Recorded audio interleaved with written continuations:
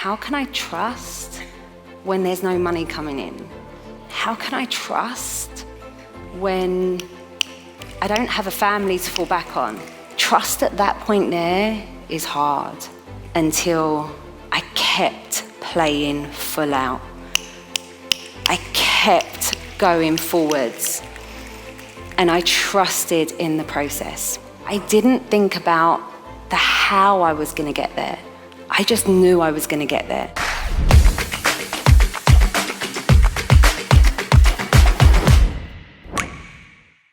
Tori, I want you to talk about what was life and business like for you this time last year. Wow. This time last year, I just spent the last amount of my savings on securing a home for me in Sydney for 7 months. And I secured that home 2 weeks before I came here.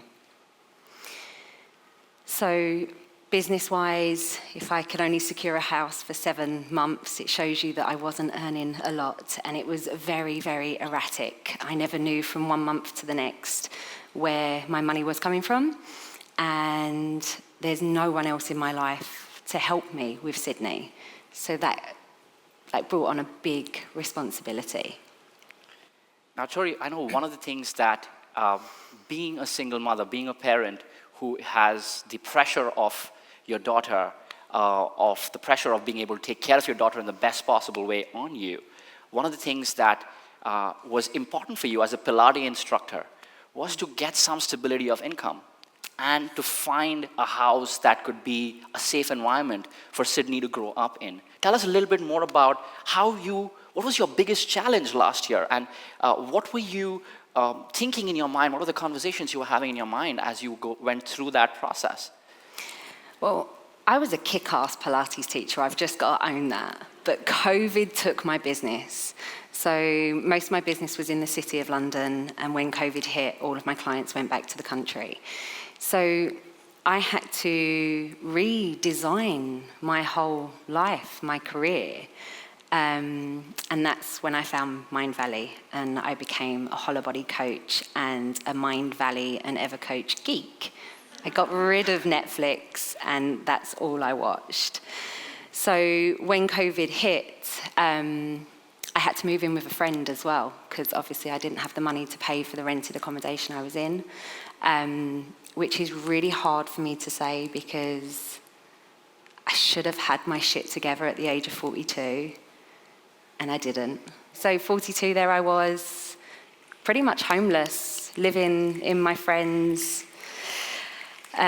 loft attic conversion, and then when his mum got ill, I had to move out, and that's when I got the rental, but just for 7 months, because no one would give me a rental, because on paper I never earned enough.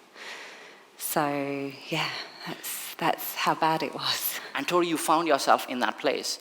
I want you to talk to us a little bit about what is it that got you out of that voice? What is it that shifted for you? What is it that made you go, let me give this a chance?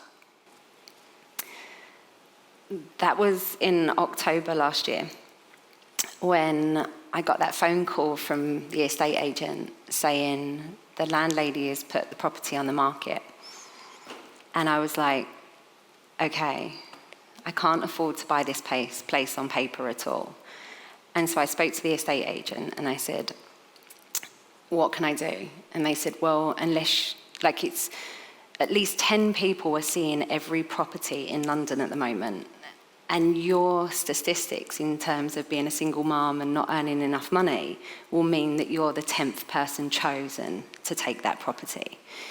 So when I got that phone call to find out that in January I had to move out of our home and have nowhere to go, that was the point.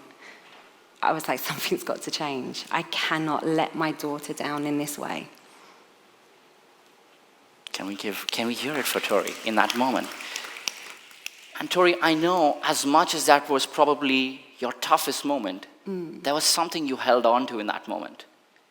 I want you to talk about what was that thing that you held on to that got you on the other side, sitting here today, sharing your story with us. Trust. So I'd obviously been working in the accelerator program with Arjit, and very early on he said to me, you just need to trust. So that word came out so many times from me last year. And I was like, how can I trust when there's no money coming in? How can I trust when I don't have a family to fall back on? How can I trust when Sydney's dad cannot support her? Like, trust at that point there is hard. It's hard. So I dug deep. There was no way I was not coming out of this. This was my Kenshaw moment, right? Absolutely. And we had a session with Arjit all around money and the energy of money. And we did this meditation, and it took us back to my age of 11, where I saw myself running into my next door neighbour's house and stealing money off his chair at the age of 11.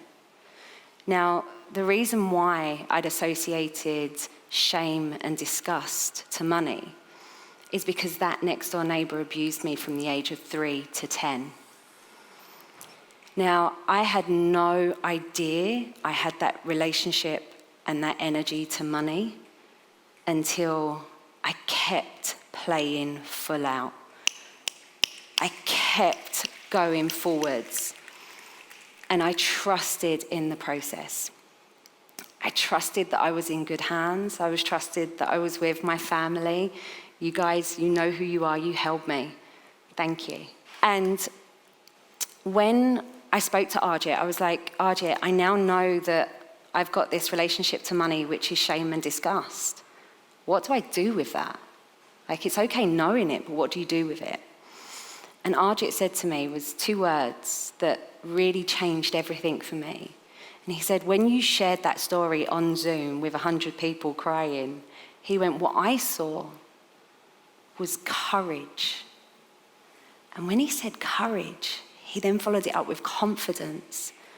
And I was like, yes, I was 11, 2 years older than my child, Sydney. What did I know at 11? Why had I associated that with shame and disgust? But I had. So when I learned how to reframe that, and I just kind of put all my trust in the process, I still had nowhere to live. I still had no options. But I didn't think about the how I was going to get there. I just knew I was going to get there. There was something inside of me that knew that I couldn't fail my daughter and I couldn't fail me. So I kept with the process. I kept doing the work. And the day before, I should say, we had people coming around the house all the time viewing the property. I had to hide that from Sydney. The day before someone made an offer on our home, a person that I'd met 6 months prior offered, without any prompts, to be my guarantor to get a mortgage. It was unbelievable. So I'm now sitting here with the documents at home, because it takes so long in the UK to go through the mortgage process, but we've not had to move. We've started to build our life kind of in our new home. I'm moving her schools. But also what happened was the month that Arjit helped me to reframe my energy to money. I did my first 10,000 in sales in 1 month.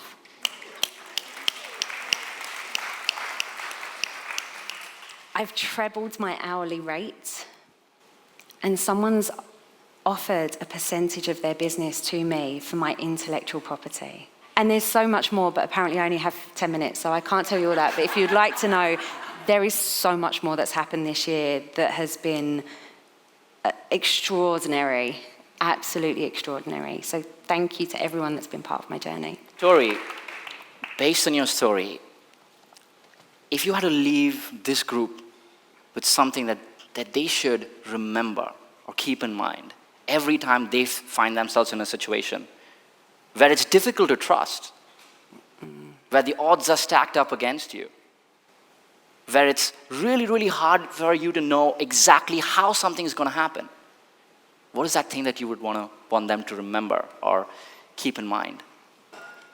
There's a couple of things, really. And the first thing is remove negative people out of your life. You really don't need them at that point. And this is why this time last year when I was in this room, this is where it all changed for me, because there's so many people here holding space for you, and that's one thing that definitely kept me going. And the other thing, you've got to think of the Kenshaw and the Satori, right? And you've got to dig deep, and you've got to know that if you're at rock bottom, the only way you can go is up. And it's only you that's going to get in the way. So move out the way and just keep going up. Before I take her off the hot seat, I want all of you to give her the biggest round of applause for sharing that story so well.